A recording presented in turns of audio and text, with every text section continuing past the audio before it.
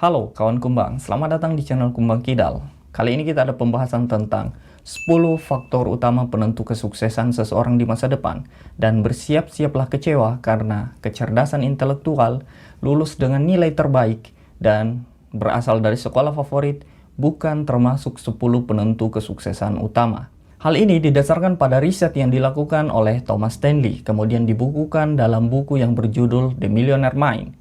Riset ini dilakukan di Amerika Serikat terhadap 1.001 responden dan 733 diantaranya adalah para milioner di Amerika Serikat. Dan Stanley berhasil memetakan 100 faktor kesuksesan seseorang dan 10 di antara 100 itu tidak termasuk seperti 3 faktor yang disebutkan tadi. Kecerdasan intelektual, lulus dengan nilai terbaik, atau berasal dari sekolah favorit. Lalu kenapa bisa begitu? Dan apa 10 faktor penentu kesuksesan yang dimaksud oleh Stanley? Kalau penasaran, yuk kita lanjut video ini.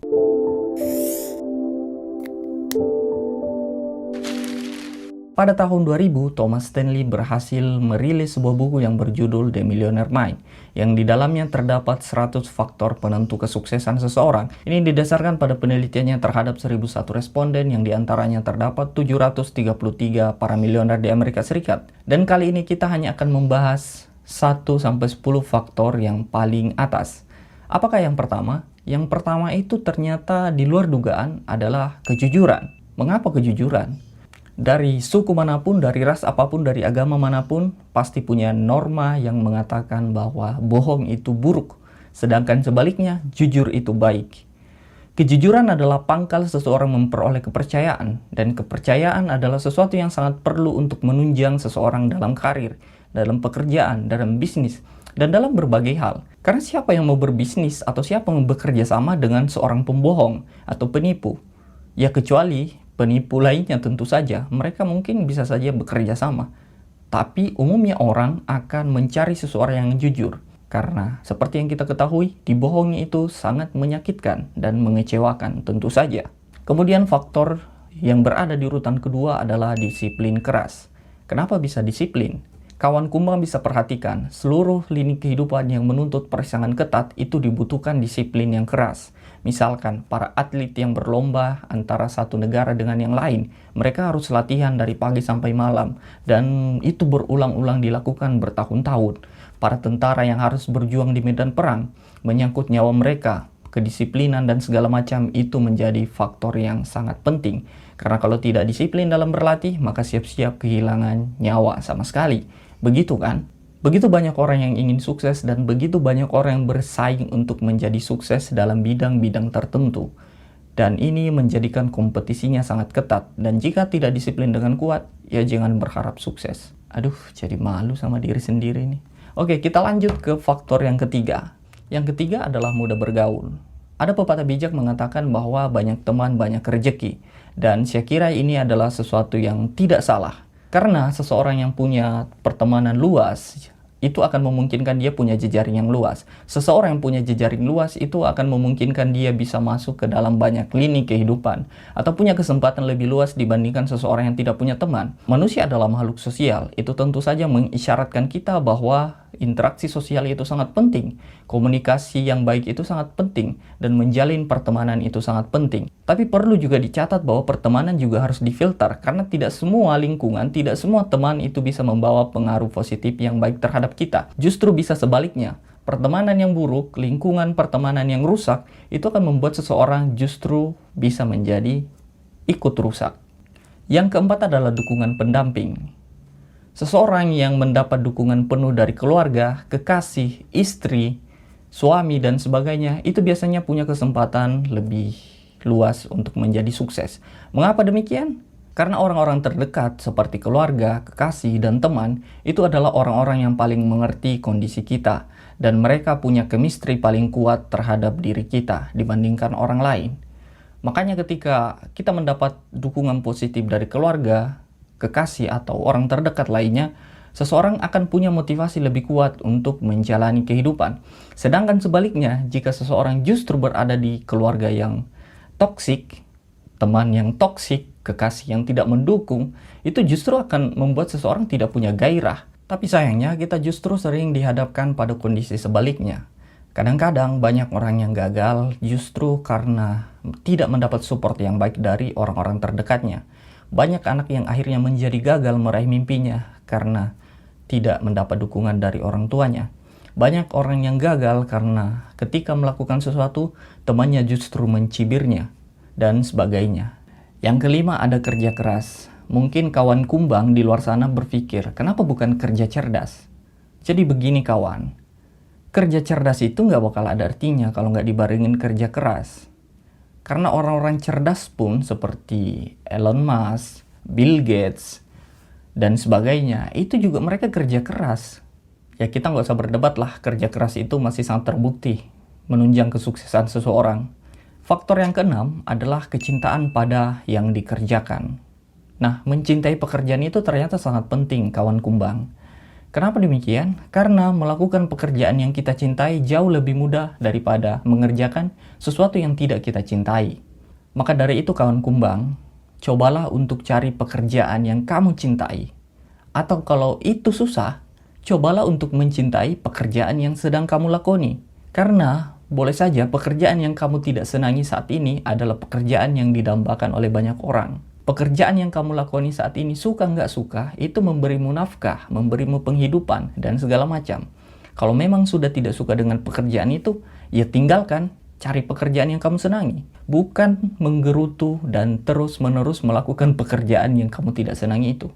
Karena itu justru akan merusak karaktermu. Aduh, kok berasa jadi motivator ya? Skip. Kemudian yang ketujuh ada kepemimpinan. Memang pada dasarnya setiap orang itu adalah pemimpin. Itu kan yang sering kita dengar dalam ceramah-ceramah agama atau ceramah motivasi, ya setidaknya memimpin diri sendiri. Tapi kepemimpinan di sini bisa kita luaskan perspektifnya. Kepemimpinan bukan saja sekedar konteks memerintah, menjadi bos atau segala macam. Tapi kepemimpinan adalah terletak pada karakter kejiwaan seseorang. Misalkan keberanian, kebijaksanaan, kemampuan berkolaborasi, kemampuan memerintah, dan kemampuan diperintah, itu adalah bagian dari kepemimpinan. Kepekaan terhadap lingkungan, itu juga adalah bagian dari skill kepemimpinan. Jadi bukan sekedar sempit, aku merintah, kamu diperintah. Atau aku diperintah, dia memerintah. Bukan sekedar itu saja. Faktor yang kedelapan adalah kepribadian kompetitif. Seseorang yang pantang menyerah itu biasanya jauh lebih mudah sukses dibandingkan orang yang gampang menyerah.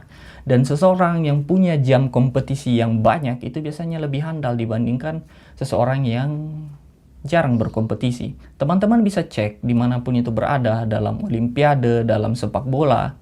Orang yang sering diturunkan ke lapangan punya jam terbang lebih banyak, biasanya akan lebih berpengalaman dalam menghadapi berbagai kondisi ketika berkompetisi. Dan hidup ini sejatinya adalah kompetisi. Siapa yang tidak mampu, ya dia akan tergerus. Siapa yang tidak bisa beradaptasi, dia akan punah. Yang kesembilan, hidup yang teratur. Hidup yang teratur bukan sekedar melakukan rutinitas yang membosankan, tapi bagaimana kita mengatur waktu, mengatur jam tidur, membuat skala prioritas, seperti halnya menulis pencapaian, menulis target, dan segala macam. Itu adalah bagian dari keteraturan dalam hidup. Mungkin tidak semua orang bisa teratur dalam hidupnya, seperti saya misalkan. Dan itu menjadi evaluasi besar bagi kita bahwa keteraturan dalam hidup ini sangatlah penting ternyata. Yang ke-10, kemampuan menjual ide. Faktanya, banyak orang cerdas, banyak orang punya ide-ide brilian, tetapi tidak mampu menjual idenya tersebut. Maka sebenarnya skill marketing itu setidaknya harus kita kuasai, atau kemampuan menjual itu setidaknya harus kita pelajari, karena ini sangat penting. Percuma kita menciptakan sesuatu yang keren kalau kita nggak punya kemampuan untuk menjualnya. Dan ini sangat jarang disadari orang bahwa kemampuan menjual itu ternyata sesuatu yang sangat dibutuhkan di era zaman sekarang. Karena kenapa? Karena hampir setiap orang punya gagasan, hampir setiap orang punya ide, dan hampir setiap orang punya jualan. Dan ini menjadi tantangan. Nah, kalau kawan kumbang bertanya, lalu IQ dan segala macam itu berada di urutan keberapa? IQ atau kemampuan intelektual itu berada di urutan ke-21. Kemudian, berasal dari sekolah favorit mana itu berada di urutan ke-23. Dan lulus dengan nilai terbaik seperti cum laude dan segala macam itu justru berada di peringkat ke-30 dari 100 faktor yang paling menentukan. Pertanyaannya, mengapa bisa demikian? Apakah memang orang cerdas tidak dilahirkan untuk menjadi sukses? Atau apakah orang cerdas kesulitan untuk menjadi orang yang sukses? Nah, begini kawan kumbang. Nyatanya, kita itu terjebak pada perspektif bahwa orang yang cerdas adalah orang yang memiliki kemampuan matematika yang baik, orang yang ikut olimpiade, orang yang juara ini, juara itu. Nyatanya, kecerdasan manusia itu bukan sekedar kecerdasan intelektual, tapi ada berbagai kecerdasan lainnya. Minimal kita mengenal 4 kecerdasan manusia. Yang pertama adalah IQ, kecerdasan intelektual yang meliputi kemampuan bermatematika, berlogika, dan segala macam. Dan ternyata ada kecerdasan-kecerdasan lain seperti kecerdasan emosional, yang dimana kecerdasan ini berhubungan tentang bagaimana mengelola perasaan, mengenali perasaan orang lain, disiplin, bertanggung jawab, dan segala macam. Kemudian ada juga kecerdasan SQ atau kecerdasan spiritual, yang dimana ini berhubungan dengan karakter, sifat jujur, adil, sikap ramah, dan kemudian ada kecerdasan TQ atau kecerdasan transendental, yang ini berhubungan dengan bagaimana seseorang memaknai hidup, bagaimana seseorang memaknai hidup berdasarkan perspektif agama atau perspektif ketuhanan dan sebagainya. Dan bahkan sebenarnya kalau kita turunkan lagi, kecerdasan itu justru terbagi dalam variatif yang lebih banyak. Maka sebenarnya ketika seseorang tidak pandai dalam berhitung, nilai matematikanya jelek, fisikanya jelek, itu bukan berarti orang tersebut tidak cerdas. Boleh jadi kecerdasannya berada di luar kecerdasan intelektual. Tapi masalahnya, kita, terkhusus di sekolah, masih saja menilai kecerdasan dari satu sudut pandang, yang itu kecerdasan intelektual. Padahal begitu banyak kecerdasan jenis-jenis lain, kecerdasan bermusik, kecerdasan mengolah kata, berseni, dan segala macam, itu adalah bagian dari kecerdasan. Yang dalam masyarakat kita, itu masih saja dipandang sebagai sesuatu yang tidak penting. Sebelum aku menutup video ini, kawan kumbang sekalian, aku ingin mengatakan bahwa video ini bukan bertujuan untuk mendiskreditkan sekolah, pendidikan, dan segala macam. Tapi memang sudah saatnya kita membuka mata bahwa sistem pendidikan kita, atau bahkan sistem pendidikan mayoritas di seluruh dunia, ini bermasalah. Bahkan pendidikan di Indonesia saja tertinggal sekitar 128 tahun dibandingkan negara maju. Ini tentu miris sekali, berarti ada PR besar yang perlu kita perbaharui.